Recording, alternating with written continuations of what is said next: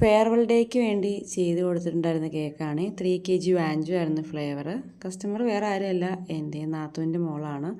ആളുടെ ക്ലാസ്സിലെ +2 ഫെയർവെല്ലിന് വേണ്ടിയിട്ട് ചെയ്ത് കൊടുത്തിട്ടുണ്ടായിരുന്ന ഒരു വർക്കായിരുന്നു.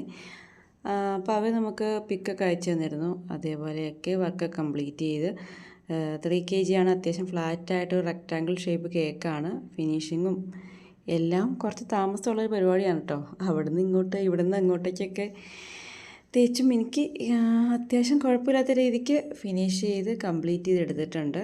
ഇത് നമുക്ക് രാവിലെ ഒരു 9 മണിയൊക്കെ ആയപ്പോഴേക്കും എടുക്കാനുള്ളതായിരുന്നു കേട്ടോ. ഇത് കഴിഞ്ഞ മാസം 25-ാം തീയതി, അതായത് ഫെബ്രുവരി ലാസ്റ്റ് ചെയ്ത് കൊടുത്ത വർക്കായിരുന്നു. അന്നായിരുന്നു കേട്ടോ അവരുടെ ഫെയർവെൽ വന്നിട്ടുണ്ടായിരുന്നത്. ഈ ഫെയർവെൽ കേക്കും അതുപോലെ തന്നെ സെൻഡ് ഓഫ് പാർട്ടി കേക്കൊക്കെ ചെയ്യുമ്പം ഓർമ്മ വരുന്നത് നമ്മുടെ സ്കൂൾ കോളേജ് കാലഘട്ടമാണ് കേട്ടോ. ആ റൈറ്റിങ്സൊക്കെ എഴുതുമ്പം മിസ് ചെയ്യുന്നതും ആ ഒരു കാലഘട്ടമാണ്. അങ്ങനെ വർക്കെല്ലാം കംപ്ലീറ്റ് ചെയ്ത് അതിൻ്റെ കൂടെ ഒരു ചെറിയൊരു കേക്കും കൂടി കൊടുക്കാനുണ്ടായിരുന്നു. അതിൻ്റെ കഥകളൊക്കെ അവൾ എന്നോട് പറഞ്ഞിട്ടുണ്ടായിരുന്നു.